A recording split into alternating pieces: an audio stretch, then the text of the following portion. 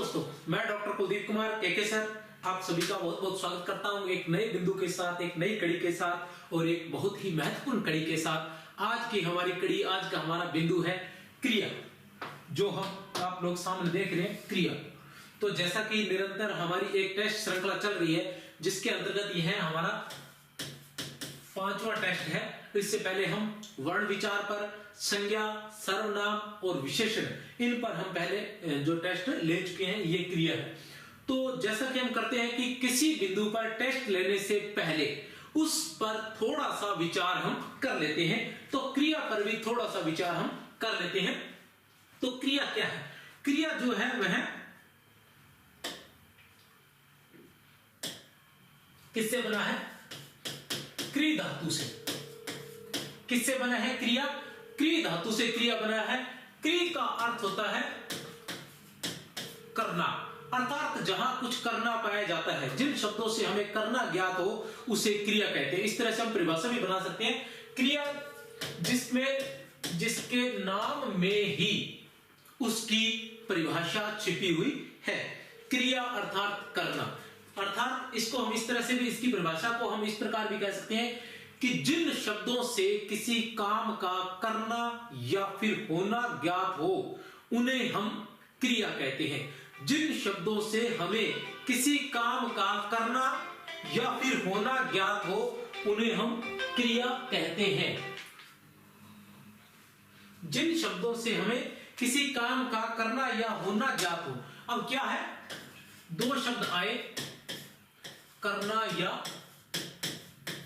होना। मैं थोड़ा सा ही बताऊंगा, उसके बाद अपने टेस्ट प्रारंभ करेंगे। मतलब विस्तार से नहीं बताएंगे, विस्तार से क्लास अलग से है, ठीक है। करना या फिर होना। करना से तात्पर्य जैसे गणपत खेल रहा है, फिर सोनिया खाना बना रही है, मक्खन पढ़ रहा है। तो यहां क्या है? यह है करना। क्या है? गणपत क्या कर रहा है? खेल रहा है। सोनिया क्या खाना बना रही है, मक्खन क्या पढ़ रहा है। तो यहां क्या है? किससे किया जा रहा है? किस शब्द से उनके काम का करना ज्ञात हो रहा है? किस शब्द से? खेल से। कि गणपत क्या कर रहा है? खेल रहा है। सोनिया क्या कर रही है? बना रही है, बनाना, ठीक है। और मक्खन क्या कर रहा है? पढ़ रहा है, पढ़ना। तो जिन शब्दों से हमें किसी काम का करना या होना ज्ञात हो उन्हें हम क्रिया कहते हैं। तो यहां तो हमें ज्ञात किया केवल करना। होना से तात्पर्य यह है, होना में क्या रहेगा? जैसे ईश्वर है, तो ये है, ये क्या है? होना। तो ये होना भी एक प्रकार की क्रिया है। राहुल कमरे में है, तो ये क्या है होना। तो करना और होना, ये दोनों चीजें जहां पर होगी वहां क्या होती है? क्रिया। अर्थात इन दोनों का, जिन शब्दों के माध्यम से किसी काम का करना या होना ज्ञात हो उसे हम क्रिया कहते हैं। इसके अलावा इसकी एक परिभाषा और भी है, वो है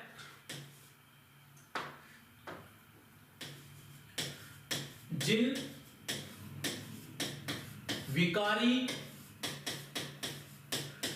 शब्दों से हम किसी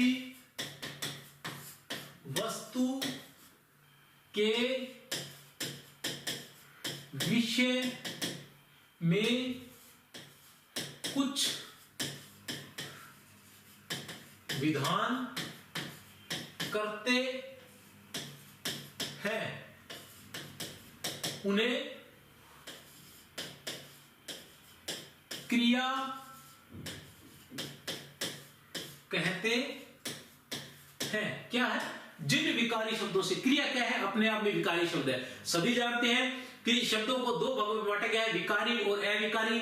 विकारी जो आते हैं उसके अंदर संज्ञा, सर्वनाम, क्रिया और विशेषण आते हैं। अविकारी के अंतर्गत क्रिया विशेषण, समुच्चय बोधक, संबंध बोधक, विस्मयादि बोधक और निपात, ये सभी अविकारी में आते हैं। तो तो क्रिया जो है वो विकारी शब्द है। तो जिन विकारी शब्दों से हम किसी वस्तु के विषय में कुछ विधान करते हैं, क्या करते हैं? विधान, ठीक है, कुछ विधान करते हैं, किसी पदार्थ के विषय में कुछ विधान करते हैं। विधान क्या होती है? व्यवस्था या फिर काम करने की प्रणाली भी कह सकते हैं, नियम भी कह सकते हैं, कि जिस विषय में हम कुछ विधान करते हैं। क्या करते हैं? जिन विकारी शब्दों से हम किसी वस्तु के विषय में कुछ विधान करते हैं, विधान करते हैं, यह परिभाषा है। तो क्या विधान करते हैं? जैसे राम पढ़ रहा है, तो यहां हम क्या विधान कर रहे हैं? राम के बारे में, राम के बारे में पढ़ना जो है वो हम विधान कर रहे हैं। क्या विधान कर रहे हैं? पढ़ना। अब कहते हैं कि संजय भाग गया, तो यहां भागना, संजय के बारे में हम क्या विधान कर रहे हैं? भागना। तो ये दो परिभाषाएं हैं, ऐसी कैसी आप लोगों को याद करनी है अच्छे से, क्योंकि ये परिभाषाएं भी पूछ ली जाती है तो समस्या आ जाती है। ठीक है, तो इस तरह से आप लोग इस परिभाषा के बारे में याद करोगे। फिर आता है कि क्रिया जो शब्द होता है, क्रिया जो है वो किससे बनती है? क्रिया का जो मूल रूप होता है उसे हम क्या कहते हैं? धातु। क्रिया के मूल रूप को हम धातु कहते हैं, और उसमें ना लगने से जो क्रिया बनती है उसे हम क्रिया का साधारण रूप कहते हैं। उसमें ना लगने से जो क्रिया बनती है, जैसे धातु क्या है? आ, खा, जा, पढ़, लिख, खेल। ठीक है, तो ये सभी क्या है? धातु है। वैसे तो धातु संस्कृत में और होती है, ठीक है ना, लेकिन हम हिंदी में धातु इनको ही मानेंगे।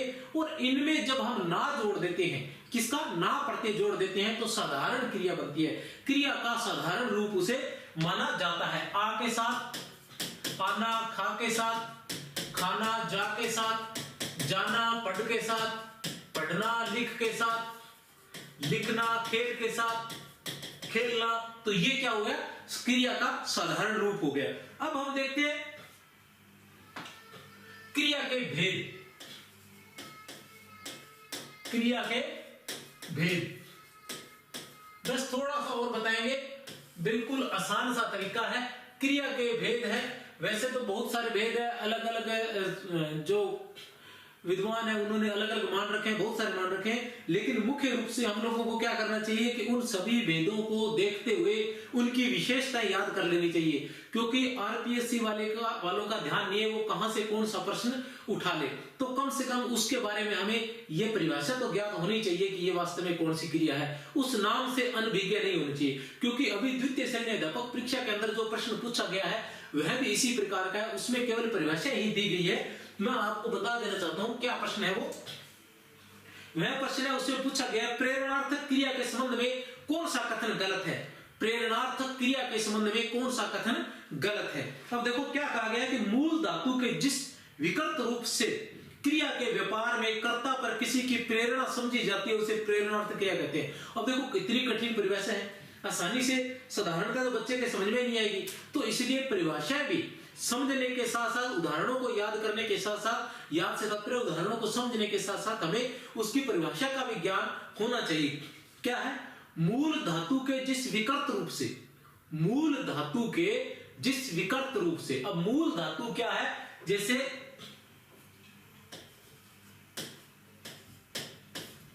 खेल है, ठीक है ना, या हम मान लेते जैसे पढ़, पढ़ जो है वो मूल धातु है, ठीक है। मूल धातु के जिस विकृत रूप से, विकृत रूप पढ़ का क्या हो गया? विकृत रूप पढ़ाना हो गया या पढ़वाना हो गया, ये पढ़ धातु के विकृत रूप हो गए, ठीक है ना।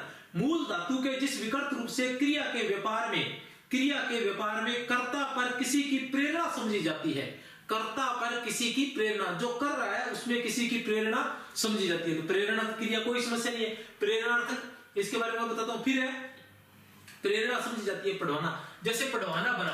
पढ़वाना क्या है कि रमेश संजय को अजय से पढ़वाता है। तो यहां रमेश खुद न करके अजय को प्रेरित कर रहा है संजय को पढ़ाने के लिए। तो पढ़वाना क्या हो गया? प्रेरणा होगी, एक प्रकार को प्रेरित किया जा रहा है, मतलब दूसरे व्यक्ति को प्रेरित किया जाता है काम करने के लिए। तो ये होगी प्रेरणा। मूल धातु के अंत में आ जोड़ने से पहली प्रेरणार्थ क्रिया और वा जोड़ने से दूसरी प्रेरणार्थ क्रिया बनती है। मूल धातु में आ जोड़ने से क्या है? मूल धातु में, मूल धातु है, मूल धातु में क्या जोड़ा? आ, तो क्या हो गया? पढ़ा। ठीक है, फिर मूल धातु में क्या जोड़ने से? वा जोड़ने से। ये क्या है? पढ़। पढ़ में क्या जोड़ा? वा। देख लो, मैंने जो लिखा है उसी हिसाब से आप देख चेक कर लेना। क्या है? परिभाषा में लिखा हुआ है ये सब। क्या लिखा हुआ है? मूल धातु के अंत में, ये थी मूल धातु हमारे पास, इसके अंत में हमने क्या जोड़ा? आ, तो क्या हो गया? पढ़ा। ठीक है, और या फिर दूसरा क्या जोड़ा? वा, तो ये क्या हो गया? वा हो गया ना वा। अब देखो, अब मूल धातु के साथ हम क्या जोड़ते हैं? ना, क्रिया बनाने के लिए। इसमें भी क्या जोड़ा? ना, तो क्या हो गया? पढ़वाना और पढ़ाना। पढ़ाना भी क्या है? प्रेरणार्थ क्रिया है, और पढ़वाना भी क्या है? प्रेरणार्थ क्रिया है। यह कौन सी प्रेरणार्थ क्रिया? अभी बताता हूं आगे। वा जोड़ने से दूसरी प्रेरणार्थ क्रिया बनती है। अब आ जोड़ने से पहली, बिल्कुल ये प्रथम प्रेरणार्थ क्रिया है। प्रेरणार्थ क्रिया के भी दो रूप होते हैं, प्रथम प्रेरणार्थक और द्वितीय प्रेरणार्थक। और वा जोड़ने से क्या बनती है? द्वितीय प्रेरणार्थक। बिल्कुल। अब आगे आता है, अधिकतर धातुओं से दो प्रकार की प्रेरणार्थ क्रिया बनती है। ये तो स्पष्ट है, एक प्रकार की प्रेरणार्थ क्रिया और दो प्रकार की। पहली पढ़ाना और दूसरी पढ़वाना। पहली में आ जोड़ा जाता है और दूसरी में वा जोड़ा जाता है। तो इस प्रकार से यह पूछा जाता है। अब अंत में क्या है? सभी प्रेरणार्थक क्रियाएं अकर्मक होती है। सभी प्रेरणार्थक क्रियाएं अकर्मक होती है। तो यही जो द था यही गलत था, क्योंकि सभी प्रेरणार्थक क्रियाएं क्या होती है? सकर्मक होती है। सकर्मक होती है। सभी प्रेरणार्थक क्रियाएं सकर्मक होती है। क्योंकि सकर्मक इसलिए होगी क्योंकि कोई काम करवाया जा रहा है पहले से ही। क्या?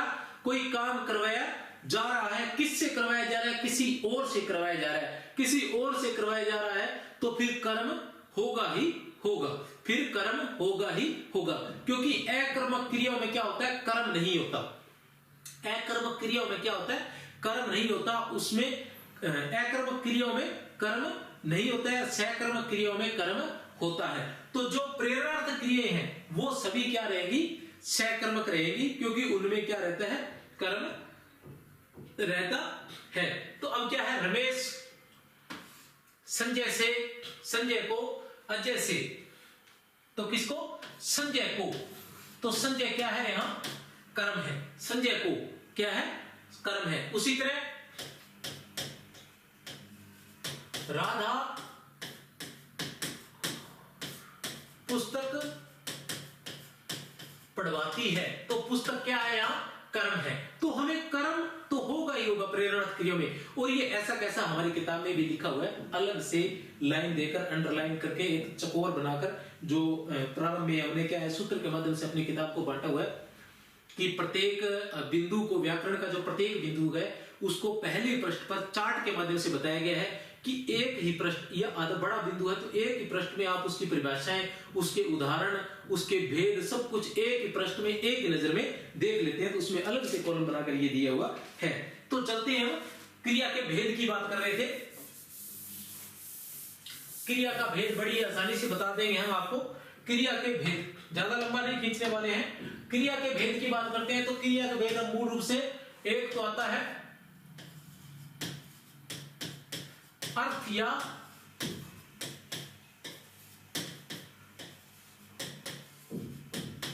कर्म के आधार पर, दूसरा आता है संरचना के आधार पर, और तीसरा हम देख सकते हैं काल के आधार पर। ठीक है, अर्थ या कर्म के आधार पर, संरचना के आधार पर, काल के आधार पर। तो पहले मैं बताऊंगा अर्थ या कर्म के आधार पर। अर्थ या कर्म के आधार पर एक रहता है अकर्मक और दूसरा रहता है सकर्मक। अर्थ या कर्म के आधार पर, संरचना के आधार पर और काल के आधार पर। जो अर्थ के आधार पर है इसके दो भेद हैं। कौन से हैं दो भेद? एक आता है अकर्मक और दूसरा है सकर्मक। दूसरा है सकर्मक। सकर्मक के भी आगे दो भेद हैं। पहला है एक कर्मक और दूसरा है द्विकर्मक। अब इनके बारे में थोड़ा सा बता देना चाहता हूं, लंबा चौड़ा नहीं बताऊंगा। अकर्मक, जिस वाक्य में, ठीक है ना, कर्म हो, कर्म न हो, जिस वाक्य में कर्म न हो वो अकर्मक क्रिया होती है, एक बात। या जिस वाक्य में क्रिया का फल कर्ता पर पड़ता हो, क्रिया का कर्म नहीं है तो किस पर पड़ेगा? क्रिया का फल जो है वो किस पर पड़ेगा? दो लोगों पर, या तो कर्ता पर या फिर कर्म पर, या तो कर्ता पर या फिर कर्म पर। अगर कर्ता पर पड़ेगा तो वो कौन सी होगी? अकर्मक क्रिया। और अगर कर्म पर पड़ेगा तो वो होगी सकर्मक, क्योंकि उसमें कर्म है। तो अब कैसे हुआ? जैसे अकर्मक में कैसे कि रमेश सो रहा है, तो सो रहा है, सोने का फल किस पर पड़ेगा? कर्ता पर। तो यहां कौन सा? अकर्मक क्रिया। तो इस तरह सोना हुआ, जगना हुआ, बैठना हुआ, हंसना हुआ, शर्माना हुआ, लजाना हुआ, चिल्लाना हुआ, चढ़ना हुआ, ये सारे किस में आते हैं? अकर्मक क्रिया में। जहां इनका प्रयोग होगा कि रमेश खेल रहा है, रमेश हंस रहा है। अब हंस रहा है वो कहीं बैठकर हंसे, रमेश पेड़ पर बैठकर हंस रहा है। अब पेड़ पर बैठकर हंस रहा है तो भी वो हंसना क्रिया, क्रिया तो हंसना ही है। और हंसना क्रिया क्या रहेगी? अकर्मक ही रहेगी, क्योंकि उसका प्रभाव पेड़ पर नहीं पड़ रहा है। अगर रमेश हंस रहा है तो हंसने का प्रभाव, चाहे वो पेड़ पर बैठकर हंसे, चाहे वो कुर्सी पर बैठकर हंसे, चाहे वो बेड पर बैठकर हंसे, चाहे वो बस पर बैठकर हंसे, बस पर, कुर्सी पर, बेड पर, इन पर कोई असर नहीं पड़ने वाला। हंसने का प्रभाव किस पर पड़ने वाला है? रमेश पर ही पड़ने वाला है। तो रमेश हंस रहा है, रमेश चिल्ला रहा है, रमेश मुस्कुरा रहा है, रमेश शर्मा रहा है, तो इन सब का प्रभाव उस पर ही पड़ने वाला। तो ये सभी किस में आएंगी? अकर्मक क्रिया के अंतर्गत ही आएंगी। अब सकर्मक क्या होता है? सकर्मक जिस वाक्य में कर्म होता है वो सकर्मक होता है। फिर जिस क्रिया का फल, जिस क्रिया का फल कर्म पर पड़ता है वो क्या कहलाती है? सकर्मक क्रिया। कैसे कि रमेश पुस्तक पढ़ रहा है, तो यहां पढ़ना क्रिया है। पढ़ना क्रिया का फल किस पर पड़ रहा है? पुस्तक पर पड़ रहा है। किस पर पड़ रहा है? पुस्तक पर। किसको पढ़ रहा है? पुस्तक को पढ़ रहा है। तो यहां क्या है? पुस्तक क्या है? कर्म है। और पढ़ना क्रिया का फल किस पर पड़ रहा है? पुस्तक पर पड़ रहा है, इसलिए यहां क्या होगा? सकर्मक क्रिया होगी। फिर रमेश फल काट रहा है, तो काटना क्रिया का किस पर पड़ रहा है? काटना जो क्रिया है उसका फल किस पर पड़ रहा है? फल पर। कि कौन काटा जा रहा है? फल काटा जा रहा है। तो यहां कर्म रहता है और अकर्मक क्रिया में कर्म नहीं रहता। तो यह भी अकर्मक और द्विकर्मक होती है। जैसे रमेश पुस्तक पढ़ रहा है तो यहां कितने कर्म है? एक कर्म है। तो यह कौन सी क्रिया हुई?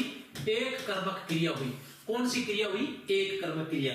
उसी तरह रमेश फल काट रहा है तो फल क्या है? कर्म। कितने कर्म है? एक कर्म है। तो यहां भी कौन सी हुई? एक कर्मक क्रिया हुई। द्विकर्मक क्रिया में क्या रहता है? द्विकर्मक क्रिया। दूसरी क्रिया कौन सी है? द्विकर्मक क्रिया। तो उसमें क्या रहेगा? अध्यापक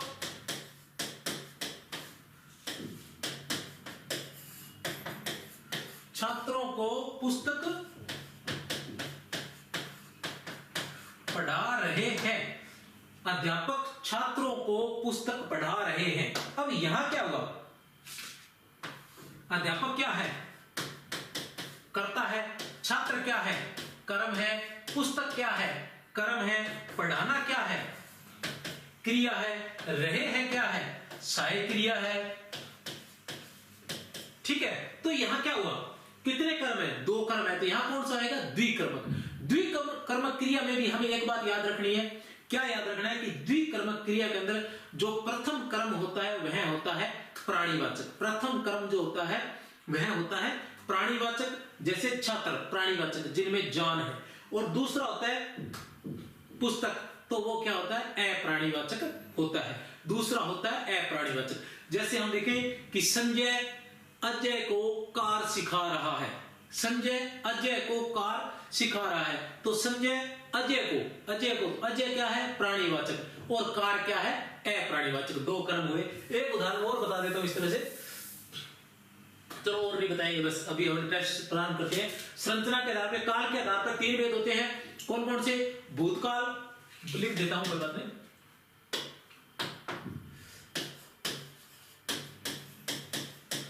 भूतकालिक क्रिया, दूसरा रहेगा वर्तमानकालिक क्रिया, तीसरा रहेगा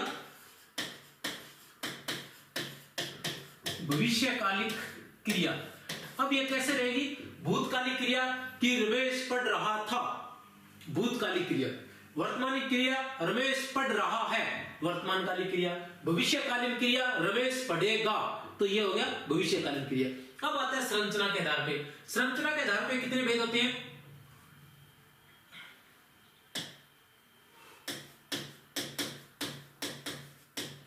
संरचना के आधार पर बस 1 मिनट और है, आपको ज्यादा वेट नहीं करना पड़ेगा। मैं अभी आपको टेस्ट प्रारंभ करता हूं। सबसे पहले आती है संयुक्त क्रिया। संयुक्त क्रिया 2 नंबर पर आएगी हमारे पास नाम धातु क्रिया। 3 नंबर पर हमारे पास आएगी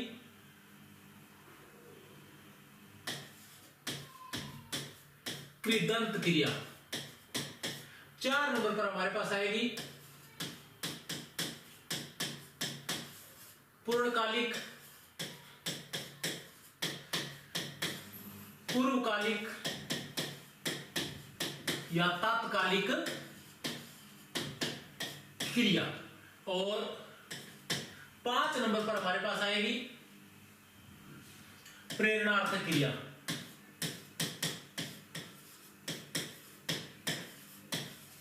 प्रेरणार्थ क्रिया, ये क्रिया है हमारे पास संरचना के आधार पर या व्युत्पत्ति के आधार पर हमारे पास ये क्रिया बनती है। संयुक्त क्रिया, नाम धातु क्रिया, कृदंत क्रिया, पूर्णकालिक या पूर्वकालिक या तात्कालिक क्रिया, प्रेरणार्थक क्रिया। ये 5 क्रियाएं हमारे पास बनती है संरचना के आधार पर, व्युत्पत्ति के आधार पर। इसके अलावा और भी कुछ क्रियाओं के नाम है, जैसे सहजातीय क्रिया हुआ, या फिर एक आती है अनुकरणात्मक क्रिया भी बोल सकते हैं उसको। अनुकरणात्मक क्रिया होती है अनुकरण करने से, ठीक है। तो इस प्रकार ये जो मुख्य रूप से ये है संयुक्त क्रिया। संयुक्त क्रिया क्या होती है?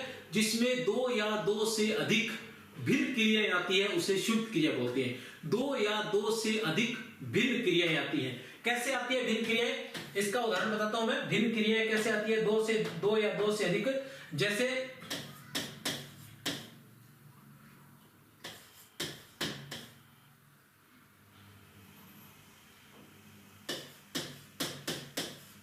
राम पढ़ रहा है, राम पढ़ रहा है, तो पढ़ना और रहना ये 2 भिन्न क्रियाएं आई।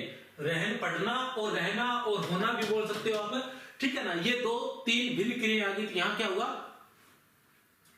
संयुक्त क्रिया। अब आता है पानी बरस रहा है, तो बरसना और रहना। पानी बरस रहा है, बरसना और रहना, ये दोनों क्या हुई? पानी बरसना और रहना, तो ये दोनों क्या है? बरसना और रहना 2 क्रिया होगी, तो यहां क्या हो गया? संयुक्त क्रिया। तो ये होती है संयुक्त क्रिया जिसमें 2 या 2 से अधिक क्रिया आती है। तो बहुत सी क्रिया है जो संयुक्त क्रिया ही रहती है, कि वह खेल खेल रहा है, वह चढ़ाई चढ़ रहा है। इस तरह से चढ़ाई चढ़ रहा नहीं आएगा, सॉरी, ठीक है ना, भिन्न क्रिया रहेगी। चढ़ाई चढ़ना दोनों एक जैसे हो गए, तो ये सहजातीय क्रिया में रहेगा। पानी बरस रहा है, राम पढ़ रहा है, ठीक है। अब आता है नाम धातु क्रिया। नाम धातु क्रिया क्या है? कि नाम, जैसा कि नाम ही से पता चलता है नाम अर्थात संज्ञा, अर्थात जो क्रियाएं संज्ञा, सर्वनाम, विशेषण, संज्ञा सर्वनाम विशेषण में प्रत्यय लगने से बनती है। जो क्रियाएं संज्ञा सर्वनाम में प्रत्यय लगने से बनती है उन्हें बोलते हैं हम नाम धातु क्रिया। कैसे? संज्ञा से देखिए, संज्ञा में क्या आया, जैसे हाथ और पानी, हाथ से हथियाना क्रिया बनी, पानी से पनियाना क्रिया बनी, लाठी से लठियाना क्रिया बनी। उसी तरह इसके बाद लेते हैं हम सर्वनाम। सर्वनाम से कैसे बनी? सर्वनाम में हम लेते हैं जैसे अपना, अपना से अपनाना, ठीक है। और उसी प्रकार विशेषण, विशेषण से, विशेषण में क्या आता है, सूखा, तो सूखा से सुखाना। इस प्रकार जो संज्ञा सर्वनाम और विशेषण से जो क्रियाएं बनती है, आप शब्द को देख लेना किससे बन रही है। अगर वो जैसे भाववाचक संज्ञा बनती है ना, भाववाचक संज्ञा जातिवाचक संज्ञा से बनती है, और सर्वनाम से बनती है, विशेषण से बनती है, क्रिया से बनती है भाववाचक संज्ञा। उसी प्रकार क्रिया जो संज्ञा सर्वनाम और विशेषण से बनती है उन्हें हम नाम धातु क्रिया कहते हैं। उसके बाद आता है कृदंत क्रिया। कृदंत क्रिया जैसा कि नाम से ज्ञात है, कृदंत कैसे बना है,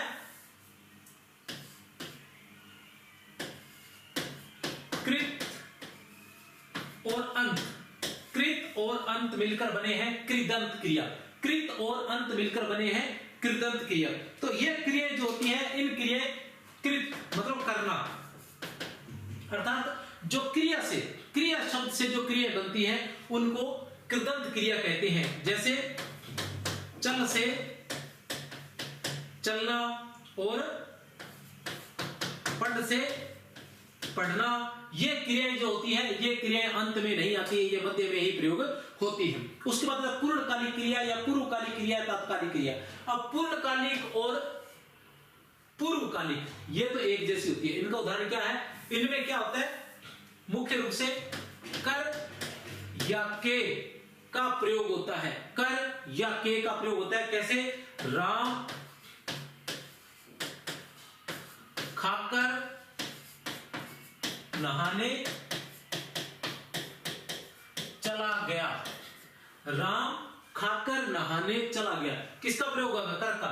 तो यहां क्या हुआ है, एक तो पूर्णकालिक पूर्वकालिक क्रिया में दो क्रिया होती है, दो क्रिया होती है। जो पहले क्रिया होती है उसको पूर्वकालिक या पूर्णकालीन क्रिया कहते हैं। पूर्वकालिक या पूर्णकालीन क्रिया कहते हैं जिस क्रिया का प्रयोग पहले हो चुका होता है। तो दो क्रिया होती है, ठीक है। तो कौन सी? खाकर और नहाकर, ठीक है ना। नहाने चला गया, चलना। अब खाकर नहाने चला गया, चला, चलना और खाना। तो खाकर कर का प्रयोग हुआ है, तो ये क्या है? पूर्वकालिक या पूर्णकालीन क्रिया है। फिर आता है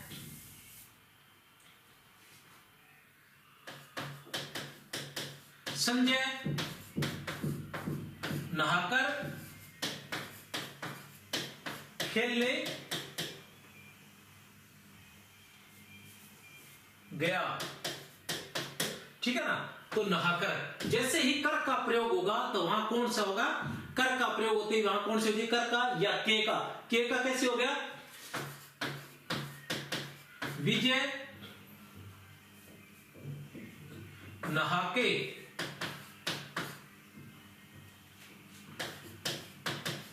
पढ़ने लगा। नहाके के का प्रयोग होगा। तो इस तरह से या तो के का या कर का प्रयोग होगा, किसमें? पूर्णकालिक या पूर्वकालिक क्रिया में, पूर्णकालीन या पूर्वकालिक क्रिया में। अब आता है तात्कालिक क्रिया। ये तात्कालिक क्रिया क्या है? तात्कालिक क्रिया, तात्कालिक क्रिया में ही का प्रयोग होगा। क्रियाएं दो होगी, ही का प्रयोग होगा। कैसे? रमेश नहाते ही पढ़ने बैठ गया। ही का प्रयोग, नहाते ही क्या है? तो तात्कालिक क्रिया यह है, नहाते ही पढ़ने बैठ गया, तो पढ़ना क्या है, ये तात्कालिक क्रिया जो बाद में आएगी वो तात्कालीन क्रिया है कि नहाते ही पढ़ने बैठ गया। अब आता है रमेश घर आते ही खेलने लगा। घर आते ही खेलने, तो खेलना क्या है, तात्कालिक क्रिया। आते ही, तो तात्कालिक क्रिया में क्या होगा, ही का प्रयोग होगा। ऐसा भी प्रश्नों में पूछा गया है, आगे चलेंगे। तो प्रेरणार्थ क्रिया, प्रेरणार्थ क्रिया में क्या होता है कि किसी दूसरे से यह काम करवाया जाता है, किसी दूसरे से यह कार्य करवाया जाता है। कि जैसे विजय ने अजय से नोट्स बनवाए, तो बनवाए, यहां बनवाना किसी और से बनवाए जा रहे हैं, किसी और से बनवाए जा रहे हैं। तात्पर्य यहां क्या है, प्रेरणार्थक क्रिया है, यहां प्रेरणार्थक क्रिया है।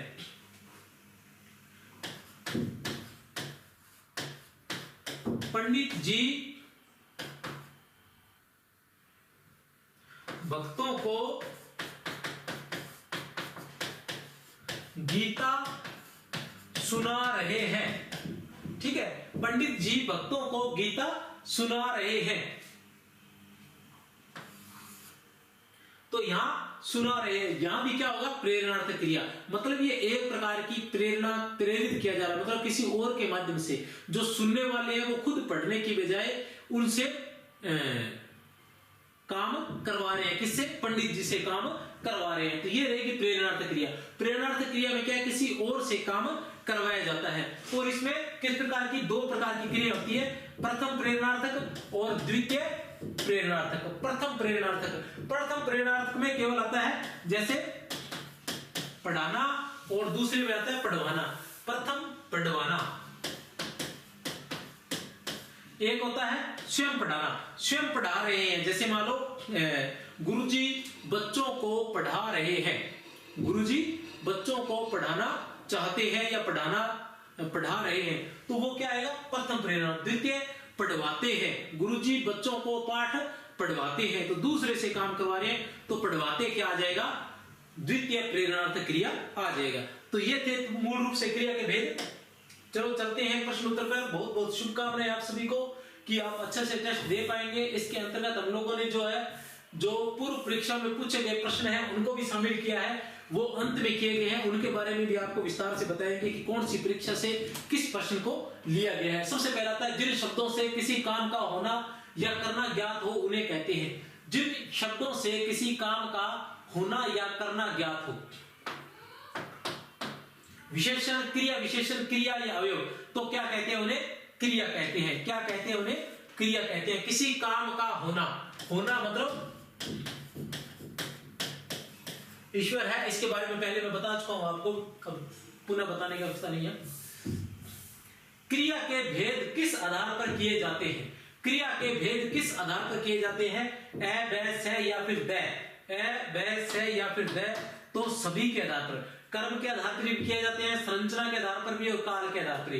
कर्म के आधार पर दो भेद होते हैं, अकर्मक क्रिया और सकर्मक क्रिया। संरचना के आधार पर 5 भेद होते हैं।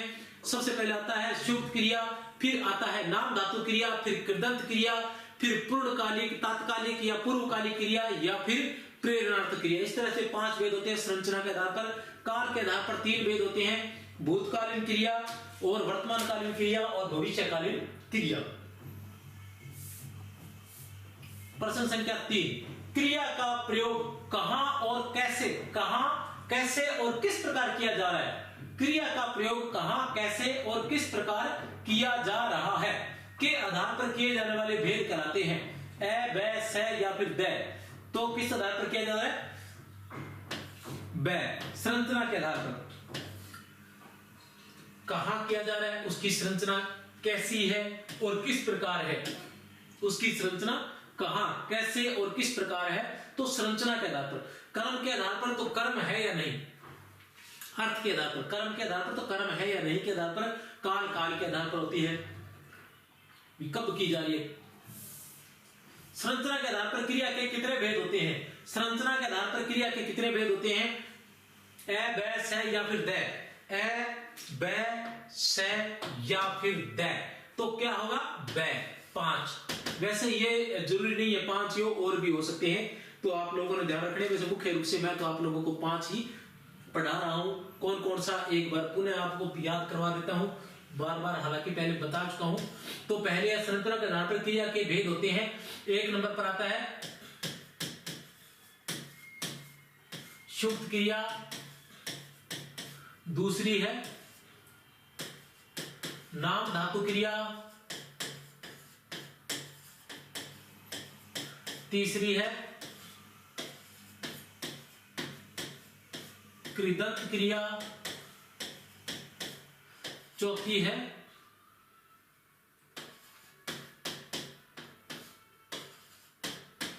पूर्णकालिक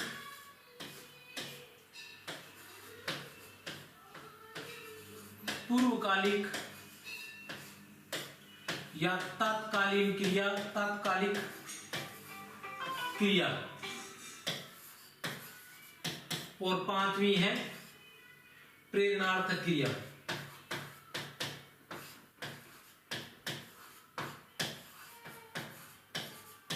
पांचवी है प्रेरणार्थक क्रिया। तो ये जो संरचना के आधार पर क्रिया के 5 भेद किए गए हैं, वो भेद ये है।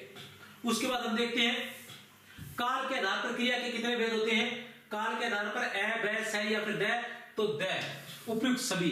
काल के आधार पर क्रिया के 3 भेद होते हैं, भूतकालिक क्रिया, वर्तमानकालिक क्रिया और भविष्यकालिक क्रिया। ये प्रारंभ के प्रश्न सिर्फ आपको क्रिया का ज्ञान करवाने के लिए है, कठिन प्रश्न आगे आने वाले हैं। जब वाक्य में क्रिया का प्रभाव या फल कर्ता पर पड़ता है तो उसे कहते हैं, जब वाक्य में क्रिया का प्रभाव या फल कर्ता पर पड़ता है तो उसे कहते हैं ए बै से या फिर द, ए बै से या फिर द, तो उसे कहते हैं बै। अकर्मक क्रिया किस पर पड़ता है? कर्ता पर। जब वाक्य में क्रिया का प्रभाव या फल कर्ता पर पड़ता है, कर्ता पर पड़ता है, इसका तात्पर्य यह है कि उस क्रिया में कर्म नहीं है। और अकर्मक क्रिया कौन सी होगी? हंसना, सोना, जगना, उठना, बैठना, शर्माना, लजाना, खिलखिलाना, मुस्कुराना, ये सारे किसमें आएंगे? जैसे राम सो रहा है, तो क्या कर रहा है? सोना। राम सो रहा है, तो यहां क्या है? कर्म नहीं है, यहां कर्म नहीं है, केवल एक कर्ता है, राम है कर्ता और सोना है क्रिया। तो कर्ता और क्रिया 2 ही है, तो कर्ता और क्रिया 2 होंगे तो क्रिया का फल किस पर पड़ेगा? कर्ता पर ही पड़ेगा। जैसे गणपत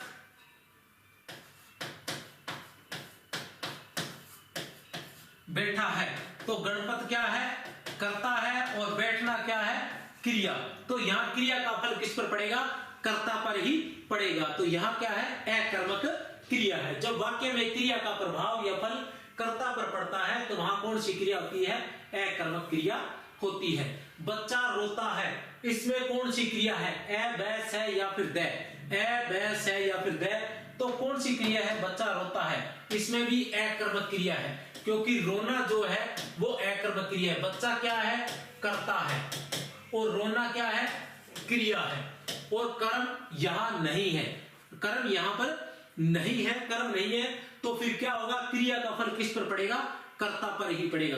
बच्चा रोता है मतलब किस पर पड़ेगा? अब बच्चा अगर बेड पर बैठकर भी रोता है तो भी क्रिया का फल किस पर पड़ेगा? ये ध्यान लगा लेना, पूर्व परीक्षाओं में पूछे जा चुके ऐसे प्रश्न कि बच्चा बेड पर बैठकर रो रहा है, ठीक है, बच्चा सड़क पर बैठा रो रहा है, ठीक है, तो इन क्रियाओं में कोई फर्क पड़ने वाला नहीं है। रोना क्रिया क्या रहेगी? अकर्मक क्रिया ही रहेगी। आप लोगों को ध्यान में रखना है।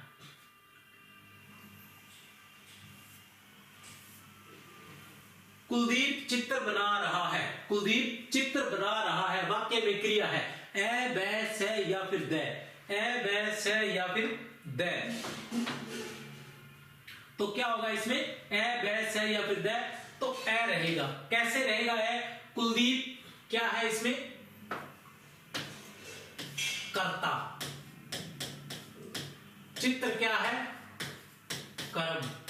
और बनाना क्या है, क्रिया, और रहा है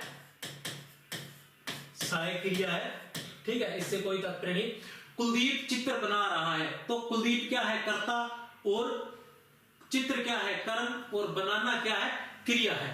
तो क्रिया का फल यहां किस पर पड़ रहा है, कर्म। कुलदीप जो कार्य कर रहा है उसका फल किस पर पड़ रहा है, चित्र पर पड़ रहा है, कि चित्र बन रहा है, धीरे धीरे चित्र बन रहा है। ठीक है ना, कुलदीप चित्र बना रहा है, तो यहां क्या है, कर्म है। और वैसे भी जहां कर्म आ जाए तो वहां क्रिया का फल, कर्म आया ही इसलिए है, कर्म आता ही इसलिए है कि उस क्रिया का फल उस कर्म पर पड़े। तो जहां कर्म आएगा वहां क्रिया का फल कर्म पर पड़ेगा ही पड़ेगा। तो यहां कौन सी सहकर्म क्रिया है। लेकिन कुछ अदृश्य सहकर्म क्रिया भी होती हैं जिनमें कर्म हमें दिखाई नहीं देता है। जैसे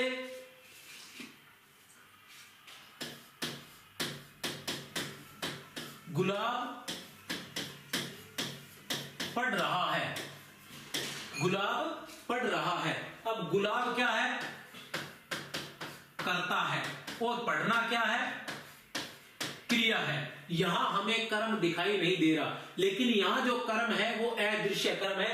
पढ़ रहा है तो पढ़ना सहकर्म क्रिया, पढ़ रहा है मतलब वो कोई पुस्तक ही पढ़ रहा होगा, अवश्य अखबार पढ़ रहा होगा, पुस्तक पढ़ रहा होगा, किताब पढ़ रहा होगा, कुरान पढ़ रहा होगा, गीता बाइबल कुछ भी पढ़ रहा होगा, लेकिन वो पढ़ रहा है तो कुछ न कुछ पढ़ रहा है। और जो चीज वो पढ़ रहा है वो अदृश्य है, और वही अदृश्य कर्म है। जैसे राहुल खा रहा है, तो यहां खाना क्या है, राहुल क्या है, कर्ता, और खाना क्या है, क्रिया। लेकिन यहां कर्म जो है वो अदृश्य है, लेकिन खाना अपने आप में सहकर्म क्रिया है। तो खा रहा है तो कुछ न कुछ तो खा रहा ही होगा, आइसक्रीम खा रहा होगा, या फिर खाना खा रहा होगा, या फिर फल खा रहा होगा, या फिर पिज्जा बर्गर कुछ भी खा रहा होगा। तो जो वह खा रहा है वह क्या है, अदृश्य कर्म है। तो कुछ अदृश्य कर्म भी रहते हैं, ये बात आप लोगों को ध्यान में रखनी है। फिर आते हैं प्रश्न संख्या 9 पर, एक कर्मक क्रिया किसे कहते हैं। जब क्रिया के साथ एक कर्म प्रयुक्त हो, जब क्रिया के साथ दो कर्म प्रयुक्त हो, जब क्रिया के साथ कर्म का अभाव हो, उपयुक्त सभी। अब देखिए उपयुक्त सभी नहीं होगा, जब क्रिया के साथ कर्म का अभाव हो, कर्म का अभाव हो तो वो क्या कहलाएगी, अकर्मक क्रिया कहलाएगी। ठीक है, और जब क्रिया के साथ दो कर्म प्रयुक्त हो तो वह कहलाएगी द्विकर्मक क्रिया।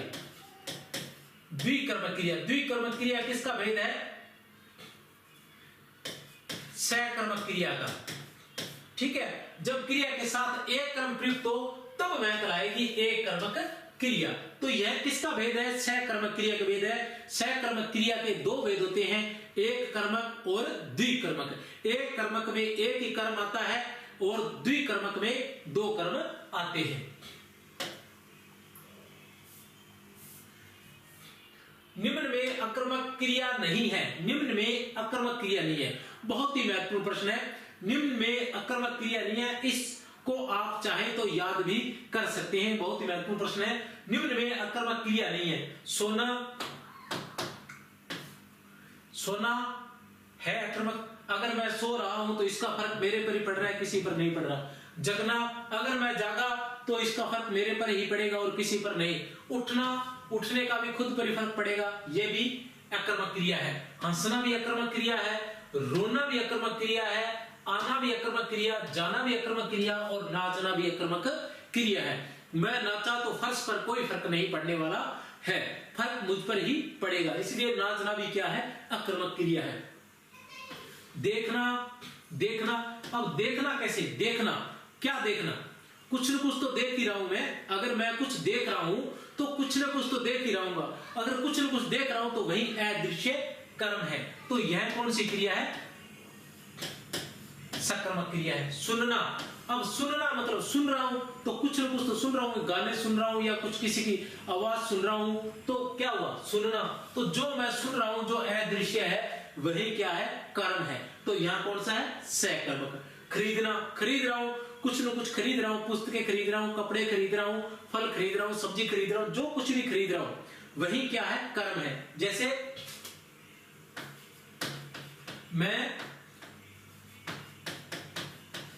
सब्जी खरीद रहा हूं। अब यहां सब्जी आ गया तो सब्जी क्या है, कर्म है, ठीक है ना। खरीदना क्या है, क्रिया। सब्जी यहां पर क्या है, कर्म है। लेकिन यही सब्जी को हम अदृश्य कर दें कि मैं खरीद रहा हूं, तो इसका मतलब मैं कुछ न कुछ तो खरीद ही रहा हूं, तो अदृश्य सहकर्म क्रिया है। पीना, कुछ न कुछ पी रहा हूं, ठंडा पी रहा हूं या फिर पानी पी रहा हूं, ठीक है ना। तो यहां भी क्या, जूस पी रहा हूं, तो यहां भी क्या होगा, सहकर्म क्रिया होगा, ठीक है। तो निम्न में से अकर्मक क्रिया नहीं है, तो ये जो है अकर्मक क्रिया नहीं है, उत्तर है स। अब आते हैं दौड़ना। दौड़ना भी अकर्मक क्रिया। मैं दौड़ रहा हूं तो सड़क पर कोई फर्क पड़ने वाला नहीं है। चढ़ना, मैं पेड़ पर चढ़ रहा हूं तो पेड़ पर कोई फर्क पड़ने वाला नहीं है, मुझ पर ही चढ़े फर्क पड़ेगा, मैं ही परेशान होऊंगा। भागना, अगर मैं भाग रहा हूं तो मैं ही थकूंगा, सड़क थकने वाली या मैदान थकने वाला नहीं है। लजाना, अगर मैं शर्मा रहा हूं तो इसका फर्क मुझ पर ही पड़ने वाला, वैसे शर्माने का फर्क सामने वाले पर ज्यादा पड़ता है, लेकिन फिर भी लजाना जो है वो भी अकर्मक क्रिया ही है।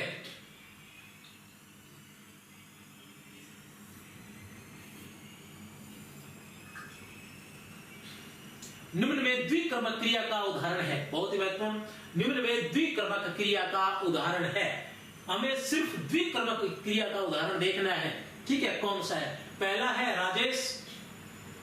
राजेश क्या है, करता है।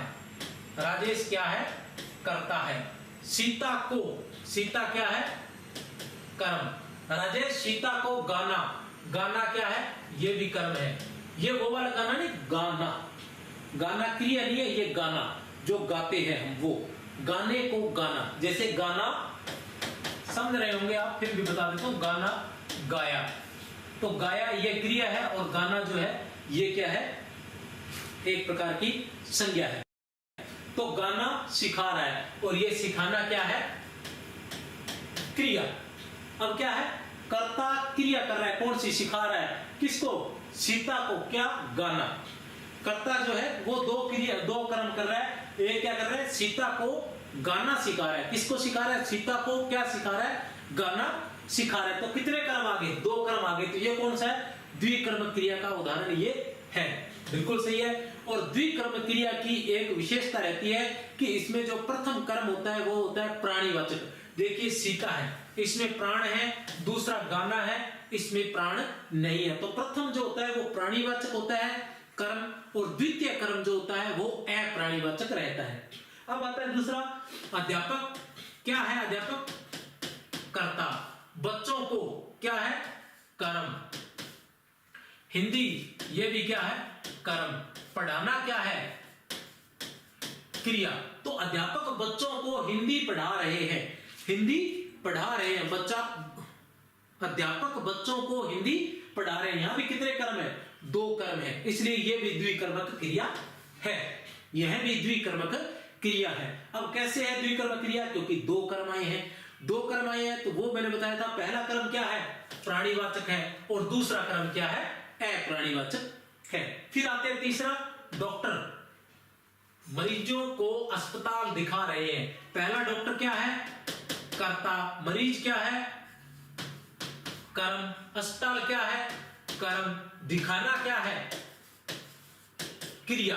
तो यहां देखिए पहला कर्म जो है वो है प्राणीवाचक, मरीज जो है प्राणीवाचक, क्योंकि मरीज जब तक मरीज है, तो जब तक प्राण है तभी तक मरीज है, और प्राण उड़ जाएंगे तो वो मरीज नहीं रहेगा। और दूसरा है अस्पताल जो अप्राणीवाचक है। तो ये दोनों बातें आपने ध्यान रखनी है कि द्विकर्मक क्रिया में क्या रहता है, द्विकर्मक क्रिया के अंदर क्या रहता है, द्विकर्मक क्रिया में दो कर्म रहते हैं, पहला कर्म प्राणीवाचक, दूसरा कर्म अप्राणीवाचक रहता है। इसी प्रकार से विशेषताएं भी पूछी जाती है प्रश्नों में, ठीक है। जिस क्रिया में संज्ञा सर्वनाम विशेषण शब्द धातु की तरह प्रयुक्त होते हैं उसे कहते हैं, जिस क्रिया में संज्ञा सर्वनाम विशेषण शब्द धातु की तरह प्रयुक्त होते हैं उसे कहते हैं सुक्त क्रिया, नाम धातु क्रिया, प्रेरणार्थ क्रिया, कृदंत क्रिया। तो क्या रहता है, कृत, ये तो कृदंत कृत है, कृत से तात्पर्य क्या होता है, करना, ठीक है ना, या क्रिया, तो कृत ये तो कैसे होगा, प्रेरणार्थ क्रिया भी नहीं है। नाम धातु जैसा कि नाम ही है, नाम क्या होता है, संज्ञा सर्वनाम, ठीक है। तो नाम क्या होता है, संज्ञा होता है या सर्वनाम होता है। तो नाम धातु, नाम अर्थात संज्ञा सर्वनाम या विशेषण की धातु से बनने वाले जो शब्द होते हैं वो क्या कहलाते हैं, नाम धातु कहलाते हैं। उत्तर रहेगा नाम धातु। कैसे रहेंगे, संज्ञा से, संज्ञा जैसे मैंने बताया था, हाथ से हथियाना और सर्वनाम मैं से मिमियाना और विशेषण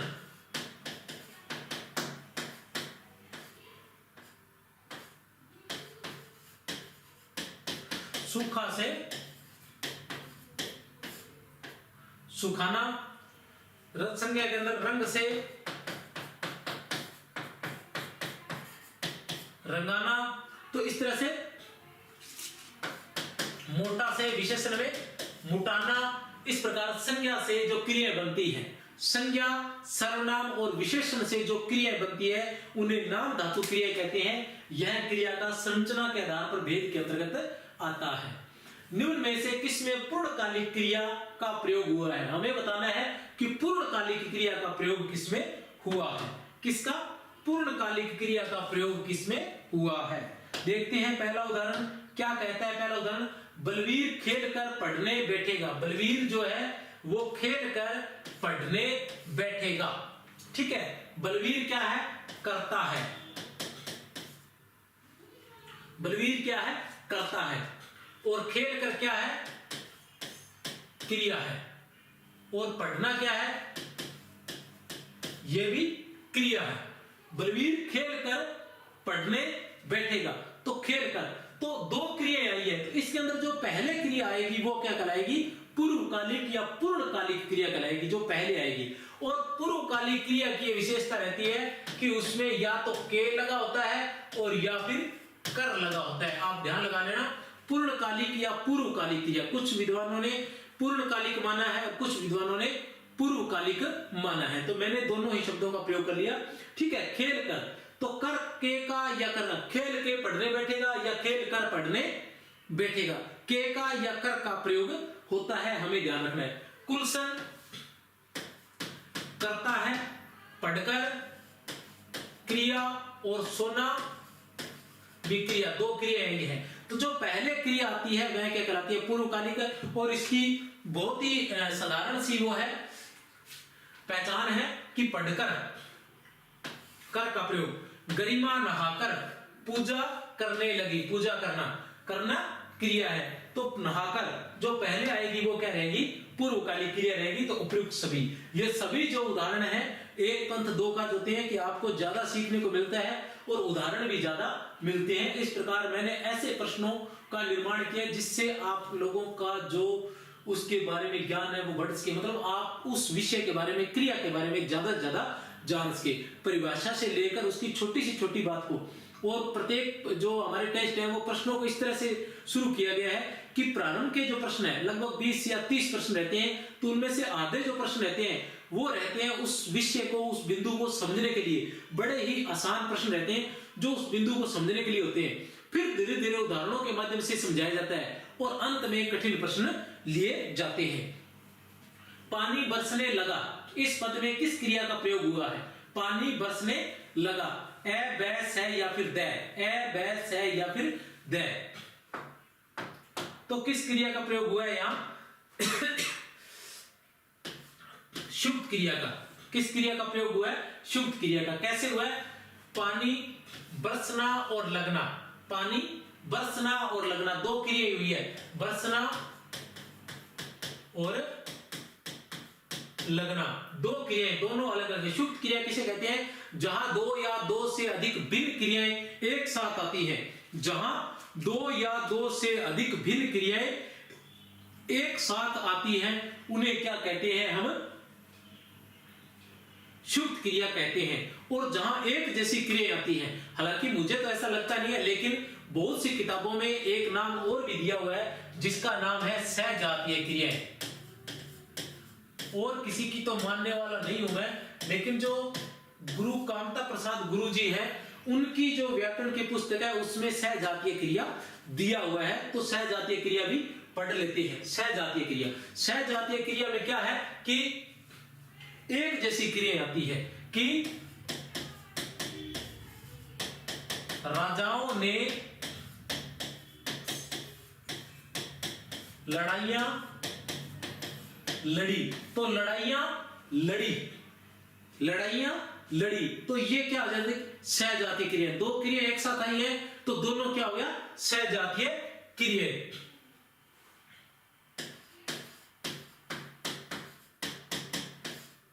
विद्वानों ने पढ़ाइयां पढ़ी, पढ़ाइयां और पढ़ना दो क्रिया एक साथ, तो यहां भी वही रहेगा। और इस प्रकार जैसे एक एक जैसी जो क्रियाएं रहेंगी वो रहेगी सहजातीय क्रियाएं। चढ़ाइयां चढ़ी, लड़ाइयां लड़ी, चढ़ाइयां चढ़ी, तो चढ़ाइयां चढ़ी, चढ़ना और चढ़ना दोनों एक जैसी क्रियाएं। एक जैसी क्रियाएं जहां रहेंगी वहां रहेगी सहजातीय क्रियाएं, और जहां अलग अलग रहेगी वहां रहेगी शुद्ध क्रियाएं। तो दो या दो से अधिक भिन्न क्रियाएं जहां साथ रहेंगी, भिन्न क्रियाएं ध्यान लगा लेना, बरसना और लगना दोनों अलग अलग है, ठीक है ना।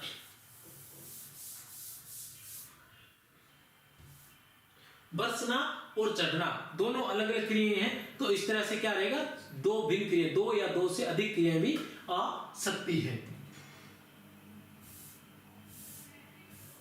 किस वाक्य में वर्तमान कालिक क्रिया का प्रयोग हुआ है? किस वाक्य में? गीता हॉकी खेल रही है, विमल पुस्तक पढ़ रहा है, मम्मी खाना बना रही है, उपयुक्त सभी। उपयुक्त सभी में क्या हुआ है वर्तमान कालिक क्रिया का प्रयोग हुआ है। गीता हॉकी खेल रही है। अब क्या होता है कि ये अलग अलग भेद है, लेकिन ऐसा नहीं है कि एक क्रिया दूसरी क्रिया नहीं हो सकती। जैसे शुरुआत में मैंने बताया था कि सभी प्रेरणार्थक क्रिया क्या होती है सहकर्मक होती है। अब ये जो वर्तमान कालिक क्रिया है, भूतकालीन क्रिया है, तो ये अकर्मक भी हो सकती है, ये सहकर्मक भी हो सकती है, ये प्रेरणार्थक भी हो सकती है, ये शुद्ध क्रिया भी हो सकती है। तो कोई भी जो क्रिया है वो दूसरी क्रिया भी हो सकती है, जरूरी नहीं है वो एक ही क्रिया हो। जैसे मान लो गीता क्या है करता है, हॉकी क्या है कर्म है, और खेलना क्या है क्रिया है।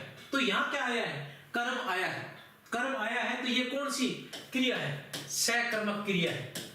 कौन सी क्रिया है सहकर्मक क्रिया। लेकिन कर्म कितना आया है एक आया है, तो कौन सी होगी सहकर्मक में भी एक कर्मक, सकर्मक में भी एक कर्मक क्रिया ये रहेगी। अब विमल कर्ता, पुस्तक कर्म, पढ़ना क्रिया, तो यहां भी क्या आया है कर्म आया है, तो क्या है सकर्मक क्रिया है, और सकर्मक में भी क्या रहेगी एक कर्म है तो एक कर्मक क्रिया रहेगी। मम्मी खाना बना रही है, मम्मी क्या है कर्ता, खाना क्या है कर्म है, और बनाना क्या है क्रिया है। तो यहां भी एक ही कर्म है तो एक कर्मक क्रिया रहेगी, यहां भी एक कर्मक क्रिया रहेगी, और सकारात्मक क्या सहकर्मक क्रिया यहां रहेगी। अब देखते हैं, और उसके अलावा ये क्या है वर्तमान कालिक क्रिया भी है।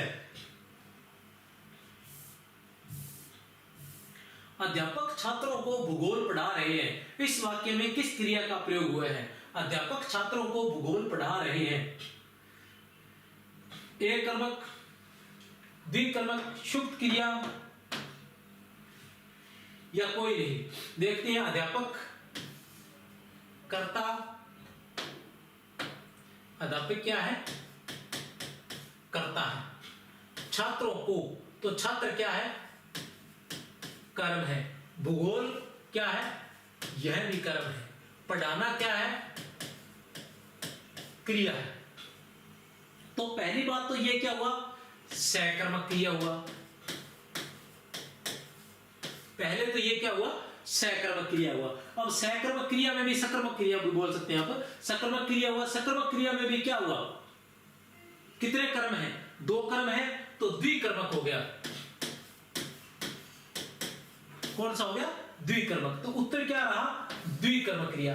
अब एक कर्मक तो नहीं होगा क्योंकि कर्म दो है हमारे सामने, अध्यापक छात्रों को भूगोल पढ़ा रहे हैं। अब सकर्मक में या द्विकर्मक में मैंने ये भी बताया था कि प्रथम कर्म क्या रहता है प्राणीवाचक, छात्र प्राणीवाचक है बिल्कुल सही है, भूगोल क्या है अप्राणीवाचक है बिल्कुल सही है, दो कर्म है द्विकर्मक है। अब आता है शुद्ध क्रिया।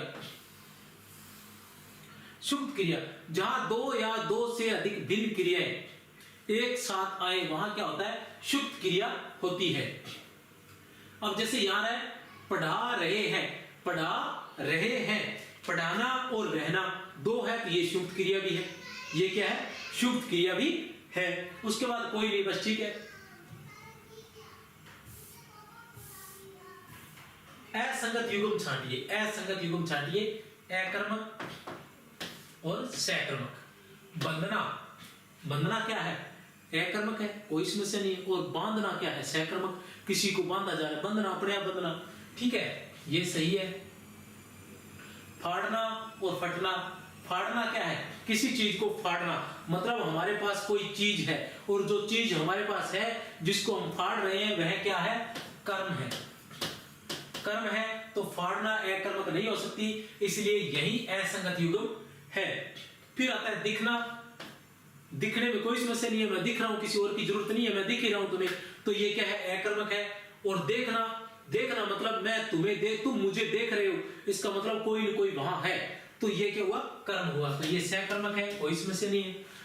लुटना, मैं लुट गया, इससे क्या फर्क पड़ा, ठीक है, तो ये क्या है?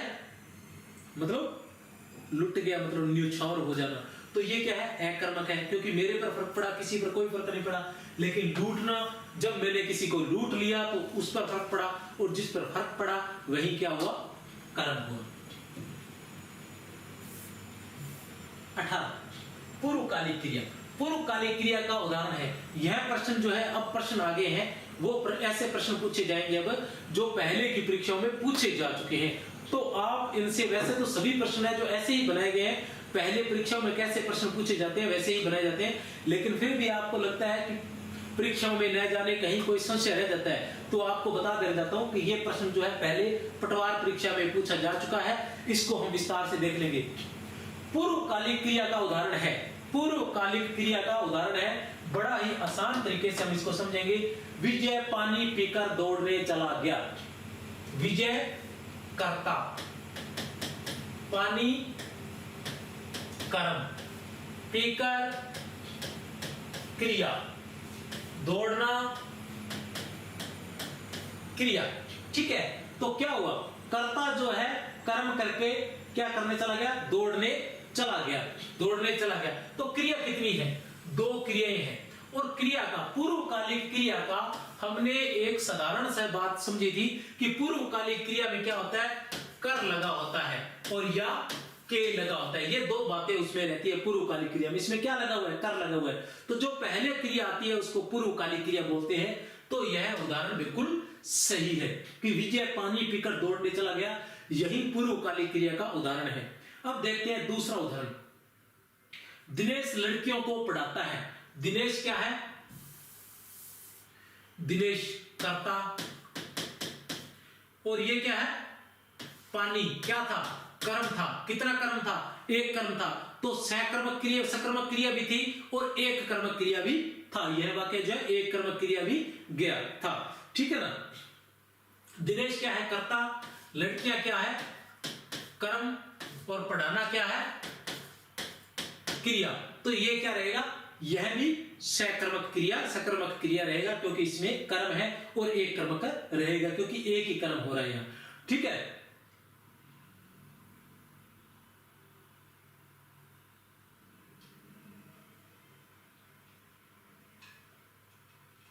चोर भाग गया, चोर भाग गया।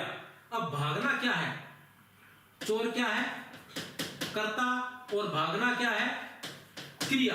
तो यहां क्या है? कर्म नहीं है, तो यहां कौन सी क्रिया होगी? आक्रमक क्रिया होगी। यहां कौन सी होगी? आक्रमक क्रिया होगी, क्योंकि चोर भाग गया। भागना क्या है? आक्रमक क्रिया है। चोर भाग गया, उसके भागने का फर्क उसी पर पड़ा, तो भागना क्या है? आक्रमक क्रिया। आप कितने भागते रहो, किसी और पर फर्क पड़ने वाला नहीं, आप पर पड़ने वाला है। राम बैठा है, तो राम क्या है? कर्ता, और बैठना क्या है? क्रिया है। अब बैठना क्रिया है, यहां क्या कर्म नहीं है, तो क्रिया का फल किस पर पड़ रहा है? कर्ता पर पड़ रहा है। राम बैठ रहा है तो उसके बैठने का फल कर्ता पर ही पड़ेगा, तो यहां कौन सी रहेगी? आक्रमक क्रिया रहेगी। तो ये था परीक्षा में पूछा गया, पटवार परीक्षा में यह प्रश्न पूछा जा चुका है। प्रश्न संख्या 19, कमला ने शांति को पुस्तक दी में कौन सी क्रिया है? कमला ने शांति को, कमला ने शांति को पुस्तक दी में कौन सी क्रिया है? आक्रमक क्रिया। पहले तो अपने इसको आप उत्तर निकाल लीजिए पहले से, ठीक है ना। मैं इसमें से बताने की कोशिश। कमला क्या है? कमला है कर्ता, और शांति क्या है? कर्म। पुस्तक क्या है? कर्म, और देना क्या है? क्रिया। तो कितने कर्म है यहां? यहां कितने कर्म है? यहाँ दो कर्म है, तो दो कर्म है तो कौन सी क्रिया होगी? पहले तो कर्म है तो सकर्मक क्रिया होगी। सकर्मक क्रिया में भी कौन सी कर्म हुई? द्विकर्मक क्रिया हुई। क्या इनमें द्विकर्मक क्रिया दे रखा है? दे रखा है। कौन सा? पूर्ण द्विकर्मक क्रिया। पूर्ण द्विकर्मक क्रिया है, बिल्कुल सही है, पूर्ण द्विकर्मक क्रिया है। अभी एक हम उदाहरण पीछे गए थे, अभी मुझे उस वक्त विषय से लग रहा था, तो ये है दिनेश क्या है? कर्ता। दिनेश क्या है? कर्ता। और लड़कियां क्या है? कर्म। पढ़ाना क्या है? क्रिया। लेकिन पढ़ा क्या रहा है? पुस्तक। तो ये क्या है? कर्म। तो कितने हो गए? दो कर्म हुए। तो कौन सी क्रिया हुई? द्विकर्मक हुई। लेकिन कौन सी हुई? अपूर्ण द्विकर्मक क्रिया। कौन सी हुई?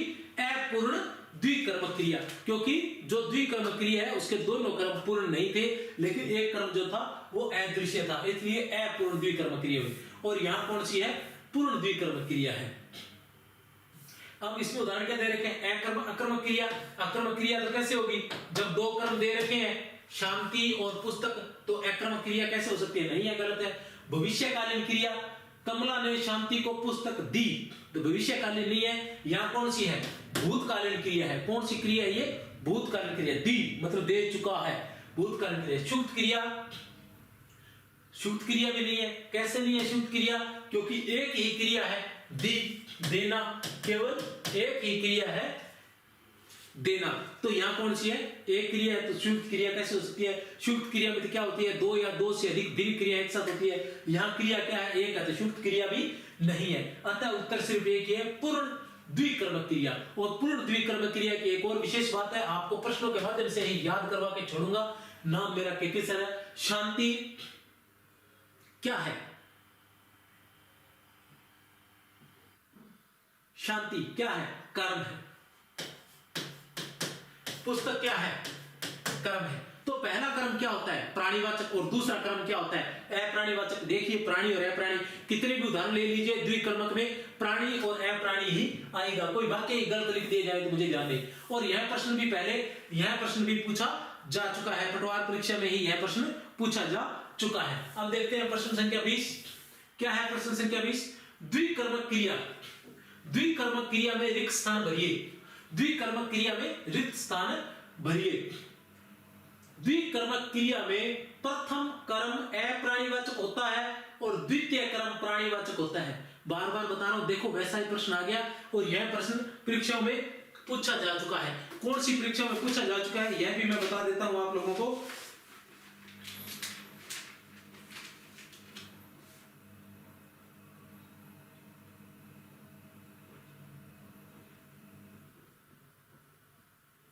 ये एसआई परीक्षा में पूछा जा चुका है। किस में पूछा जा चुका है? एसआई में पूछा जा चुका है। और जिस बात पर बार बार आपको जोर दे रहा था मैं, प्राणीवाचक अप्राणीवाचक, प्राणीवाचक अप्राणीवाचक, प्राणीवाचक अप्राणीवाचक, ठीक है। और वैसा ही प्रश्न ये पूछ लिया गया है। किस परीक्षा में पूछा गया है? ये एसआई परीक्षा में पूछा गया है। क्या है? प्रथम कर्म अप्राणीवाचक होता है, तो नहीं, ऐसा नहीं होता। प्रथम कर्म क्या होता है? प्राणीवाचक होता है और द्वितीय कर्म जो होता है वो होता है अप्राणीवाचक। प्रथम कर्म प्राणीवाचक होता है और द्वितीय कर्म अप्राणीवाचक होता है, बिल्कुल सही। देख लीजिए, बार बार बता रहा था, प्रथम और द्वितीय कर्म अप्राणीवाचक होते हैं। प्रथम और द्वितीय कर्म बिल्कुल नहीं। प्रथम और द्वितीय कर्म प्राणीवाचक होते हैं, बिल्कुल नहीं। तो बिल्कुल आसान सा प्रश्न था, एसआई में पहले पूछा जा चुका है और इसी बात पर मैं बार बार आपको जोर दे रहा था। प्रश्न संख्या 21, सकर्मक क्रिया वाला वाक्य छांटिए। सकर्मक क्रिया वाला वाक्य छांटिए। सकर्मक क्रिया देखते हैं कौन सा सकर्मक आएगा। राजू। राजू क्या है? कर्ता। सदा, सकर्मक मतलब कर्म। राजू सदा रोता रहता है। सदा रोता रहता है। रोना क्या है? क्रिया। तो यहां क्या है? कोई कर्म नहीं है। वैसे भी रोना जो है वो क्या आती है? आक्रमक क्रिया में आती है। वैसे याद रखना, आप रोते हो तो आपका फर्क आप पर ही पड़ेगा, किसी पर कोई फर्क पड़ने वाला नहीं है। तो क्या है? यह आक्रमक क्रिया है। हरीश बस पर चढ़ गया। हरीश किस पर चढ़ गया? बस पर चढ़ गया। बिल्कुल ध्यान लगा लेना, चढ़ना जो है वो क्या है, अकर्मक क्रिया है। आप बस पर चढ़ो या पहाड़ पर चढ़ो, इससे बस या पहाड़ पर कोई फर्क पड़ने वाला नहीं है। आप बस पर चढ़ो या पहाड़ पर चढ़ो, इससे बस या पहाड़ पर चढ़ने कोई फर्क पड़ने वाला नहीं है। हरीश बस पर चढ़ गया, अकर्मक क्रिया है। कैलाश छत से गिर पड़ा। अब गिरना जो है, कैलाश कर्ता जो है वो कहां से गिरा, छत से गिरा, तो गिरना भी क्या है, अकर्मक क्रिया है। गिरना भी क्या है, अकर्मक क्रिया। आप चाहे छत से गिरो, चाहे पहाड़ से गिरो, चाहे कुतुब मीनार से गिरो, कोई फर्क पड़ने वाला नहीं है। सतीश ने, सतीश क्या है, कर्ता, और केले क्या है, कर्म, और खरीदे क्या है, क्रिया। तो यहां क्या आ गया, कर्म आ गया। तो ये कौन सा हो गया, सकर्मक क्रिया। और सकर्मक में भी कौन सी होगी, एक कर्मक क्रिया हुई। ये कौन सी हुई, एक कर्मक क्रिया हुई। कौन सी क्रिया, एक कर्मक क्रिया। यह प्रश्न भी एसआई में पूछा जा चुका है। यह प्रश्न भी एसआई परीक्षा 2011 में ये पूछा जा चुका है। इसके बाद देखते हैं प्रश्न संख्या 22। क्या कहता है प्रश्न संख्या 22, किस वाक्य में सकर्मक क्रिया नहीं है। किस वाक्य में सकर्मक क्रिया नहीं है। मजदूर पेड़ के नीचे बहुत देर से बैठा है। जो बातें मैं आपको बताता हूं वैसे ही प्रश्न पूछे जा रहे हैं। यह प्रश्न भी किसी में पूछा जा चुका है, एसआई परीक्षा में यह पूछा जा चुका है। कौन सी परीक्षा में, एसआई परीक्षा में यह प्रश्न पूछा जा चुका है। किस परीक्षा में पूछा जा चुका है यह प्रश्न, एसआई परीक्षा में पहले पूछा जा चुका है। मजदूर पेड़ के नीचे बहुत देर से बैठा है। अब मजदूर क्या है, करता है। मजदूर क्या है, करता है। यहां अब किसके नीचे बैठा है, बहुत देर से बैठा है। किसके नीचे, पेड़ के नीचे बहुत देर से बैठा है। तो बैठे हो आप, चाहे पेड़ के नीचे बैठो या पेड़ के ऊपर बैठो, चाहे आप पहाड़ पर बैठो, चाहे आप समुद्र में बैठो, बैठने का फर्क आप पर ही पड़ेगा। न तो समुद्र पर पड़ने वाला है, न किसी और पर पड़ने वाला है। तो बैठना क्या है, अकर्मक क्रिया है। तो उत्तर सबसे पहले यही आएगा, क्या है, अकर्मक क्रिया।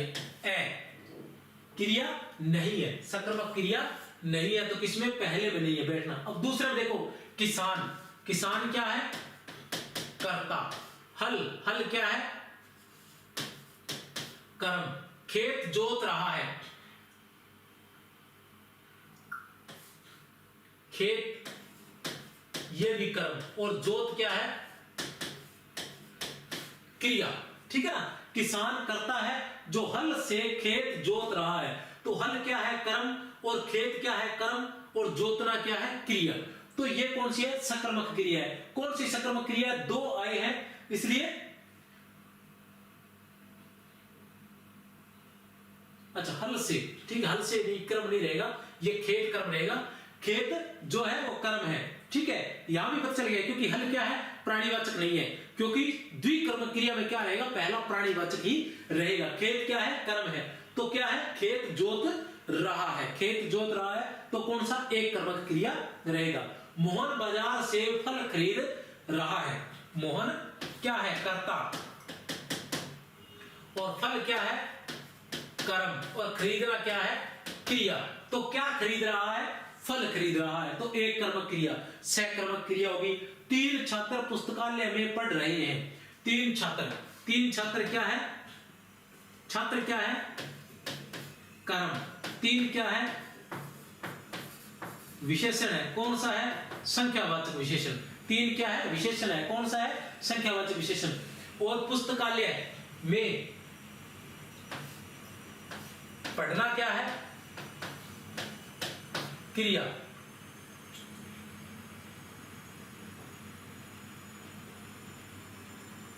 सॉरी, छात्र कर्म करता है, छात्र जो है वो करता है, पुस्तकालय कर्म। क्लास थोड़ी लंबी होगी ना, ठीक है। जब दो या दो से अधिक क्रियाएं, जब दो या दो से अधिक क्रियाएं मिलकर किसी पूर्ण क्रिया को बनाती है, तब कौन सी क्रिया कहलाती है। जब दो या दो से अधिक क्रियाएं मिलकर, दो या दो से अधिक क्रिया मिलकर किसी पूर्ण क्रिया को बनाती है, सकर्मक क्रिया, अकर्मक क्रिया, सुक्त क्रिया या प्रेरणार्थक क्रिया। जब दो या दो से अधिक क्रिया, सकर्मक क्रिया में दो या दो से अधिक क्रियाओं की आवश्यकता नहीं रहती कि राम फल खाता है तो फल खाता एक ही क्रिया काफी रहती है। राम खेलता है तो खेलना एक ही क्रिया काफी रहती है। और आक्रमक क्रिया में भी एक ही क्रिया होती है, सुप्त क्रिया में दो क्रियाएं रहती है। तो कौन सी क्रिया में? सुप्त क्रिया जो रहती है, जब दो या दो से अधिक क्रिया मिलकर किसी पूर्ण क्रिया को बनाती है, तब कौन सी क्रिया कहलाती है? सुप्त क्रिया कहलाती है। क्योंकि बाकी सभी में जरूरी नहीं होता कि दो क्रियाएं हो। किस वाक्य में आक्रमक क्रिया का प्रयोग किया गया है? किस वाक्य में आक्रमक क्रिया का प्रयोग किया गया है? मजदूर चाय पी रहा है। मजदूर क्या है? कर्ता। चाय क्या है? कर्म। और पीना क्या है? क्रिया। तो क्या हुआ? ये सक्रामक क्रिया हुई। ये कौन सी है? सक्रामक क्रिया है। और सक्रामक में भी कौन सी? एक कर्मक क्रिया। एक कर्मक क्रिया है। सक्रामक क्रिया के दो भेद होते हैं, एक कर्मक और द्विकर्मक, ठीक है ना। तो एक कर्मक क्रिया ये। बालक कर्ता बहुत देर से रो रहा है। रोना क्या है? क्रिया। और बहुत देर से ये क्या है? बहुत देर से ये क्रिया विशेषण है, क्योंकि ये रोने की विशेषता बता रहा है कि रोने की क्रिया जो है वो बहुत देर से हो रही है। तो ये क्या है? क्रिया विशेषण है। और रोना क्या है? क्रिया है। तो बालक बहुत देर से, कर्ता बहुत देर से रो रहा है, यहां कर्म नहीं आया। तो ये कौन सी है? आक्रमक क्रिया है। कौन सी है ये? आक्रमक क्रिया है। वैसे भी रोना क्या है? आक्रमक क्रिया में आती है। मैं पहले बता चुका हूं कि आप कितना ही रोए इसका किसी पर फर्क पड़ने वाला नहीं है। अम्मा क्या है? करता है। अम्मा क्या है? करता है। और खाना क्या है? कर्म है। और बनाना क्या है?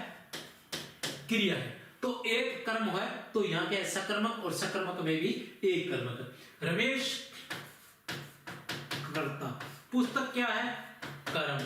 पढ़ना क्या है? क्रिया। तो यहां भी सकर्मक क्रिया रहेगी।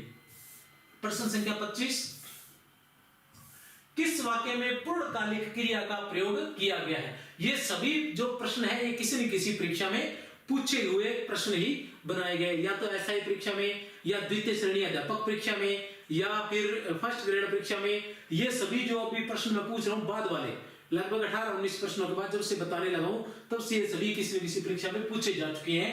किस वाक्य में पूर्णकालिक क्रिया का प्रयोग? किस वाक्य में पूर्णकालिक क्रिया का प्रयोग किया गया है? पूर्णकालिक क्रिया, वह नहाकर पढ़ेगा। मैंने पहले बताया था पूर्णकालिक या पूर्णकालिक क्रिया में कर का प्रयोग होता है, तो वह नहाकर पढ़ेगा।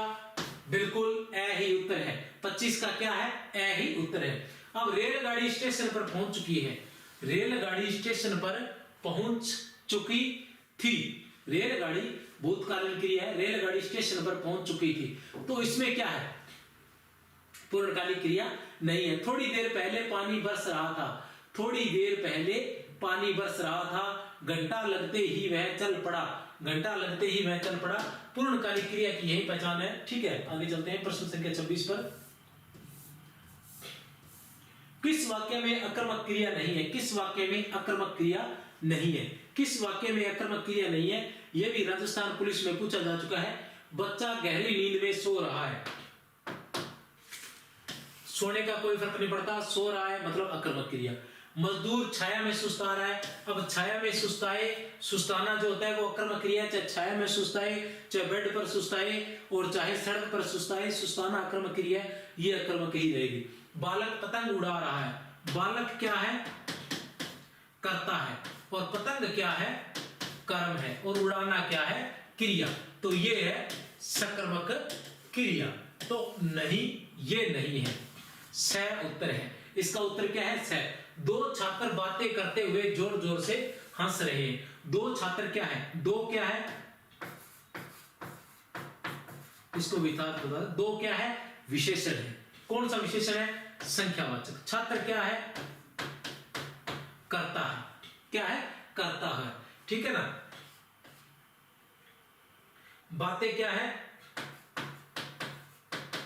संज्ञा है। करते हुए, बातें करते हुए क्या कर रहे हैं? जोर जोर से। जोर जोर से क्या है? क्रिया विशेषण है। जोर जोर से क्या है? क्रिया विशेषण। और हंसना क्या है? क्रिया है। तो यहां भी क्या है? क्या है यहां,